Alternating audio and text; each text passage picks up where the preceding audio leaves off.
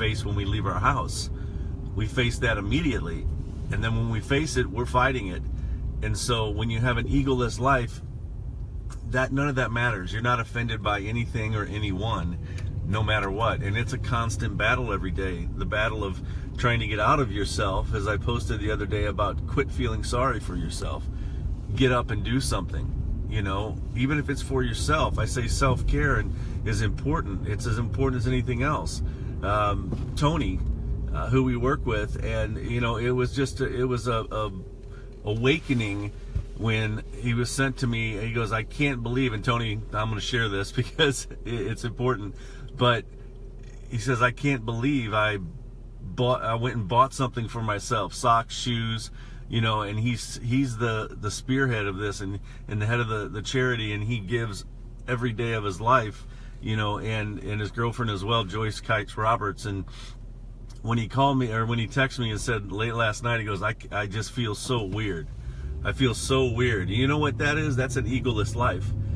That's somebody doing something for themselves, and it is awkward because he's living the other side of it. He's living that 15%, and that 15% is beautiful. It's all about giving, but you've got to practice self-care, and that's another thing that he's learning and we're learning. You know, it's tough for people that give and focus on other people because they sometimes lose themselves, and that selfishness is impactful because we try to get out of that.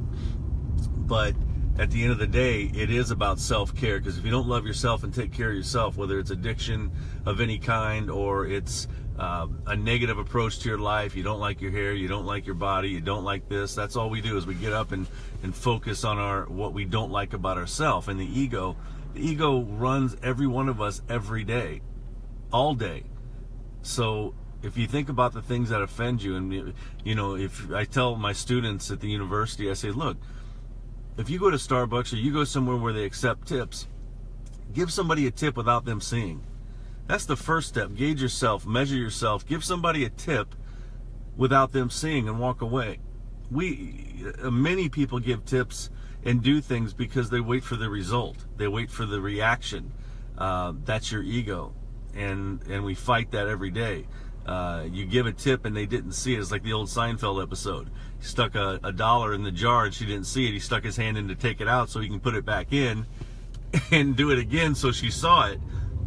It's a debilitating addiction, and I'm writing some articles in a book. The only reason I say that is because I'm putting together my thoughts and my experiences and my knowledge, if I can, and my wisdom, and putting it into something that can be read.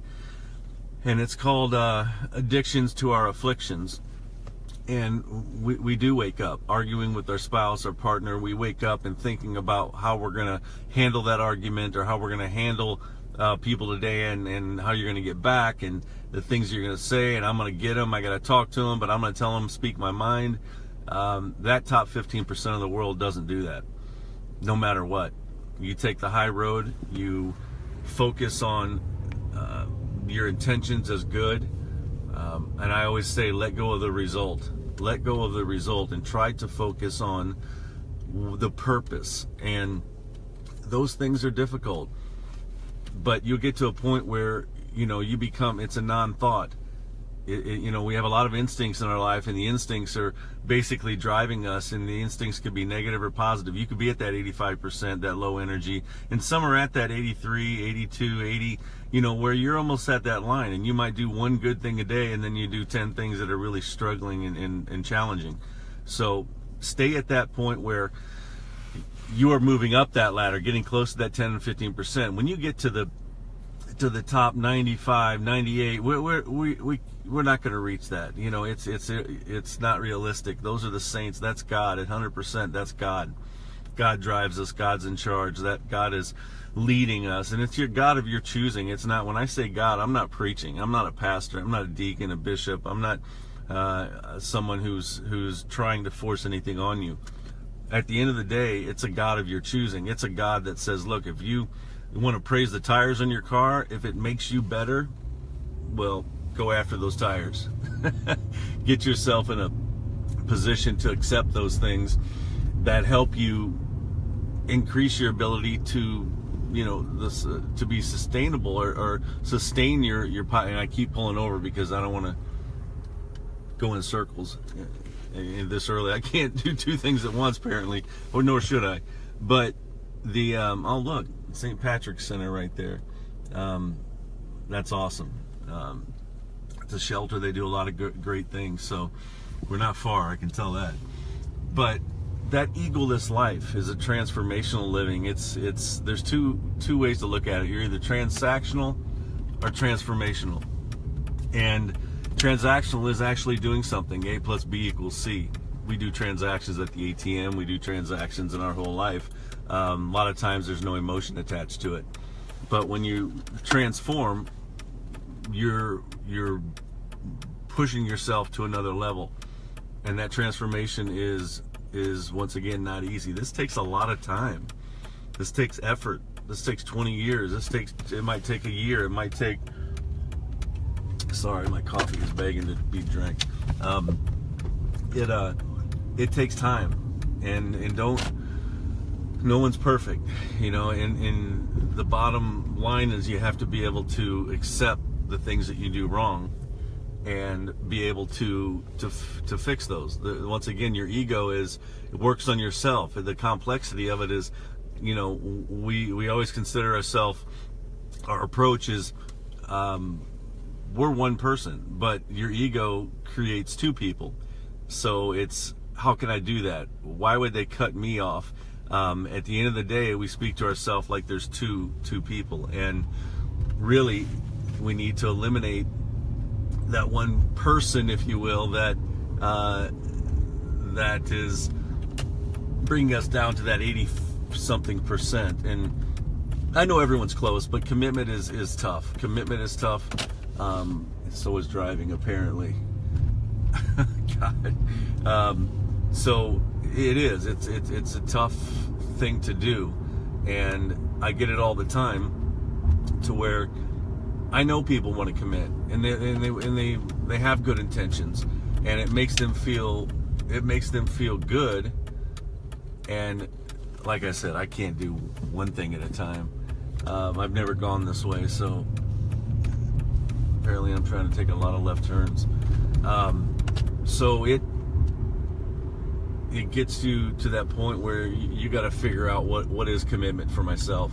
Sometimes commitment is just thinking about it. Sometimes commitment is just making that first step, that first call, that first text. I've had people, you know, I do this because there's exposure. I have 1,000 views, which isn't much, but it shows me that people are watching this. And it's really crazy, because the things that I post, I see the group of people that like it, and I see the group of people that comment on it, and it's so fascinating to see who actually is reading, listening, and who's commenting and who's liking things. It's a whole different group, a whole different following. And then if I post something that's completely opposite, and my ego starts to come out, and it always is, like everyone else, you're not going to be 100% egoless, but at the end of the day, when I post something that's the opposite, it's a whole nother group of people. You know, we hang out with like thoughts and like people, so it's not uncommon. Depending on what I post, it depends on who likes it. Then some people just won't like it at all, because if they like it, then that means they accept it, and accepting it means, you know, them criticizing one day,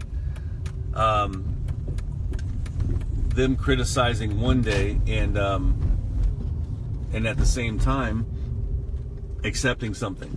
So it's like I said, it's complex, but at the end of the day, we have to focus on ourselves. If we love ourselves and we commit to ourselves, that's not selfish, that's building something. This is Biddle House, and I was looking for Tony, because, or not Tony, but I was looking for someone else, a friend of mine, that was going to meet me down here, but I'm going to have to go the other route. We're going to go to Locust. So I'm going to be back in a minute, because it's one of those days where my sinuses and everything else is conflicting, and apparently it doesn't take much. A fly can land on my car this morning and distract me and miss a street. So anyway, I wanted to put this message out there before we actually get into deep levels of giving and serving, and like I said, I'm not preaching, and this has never been easy for me at the end of the day to go live and talk about this stuff, because I didn't ever think I was ready, because I was always working on myself.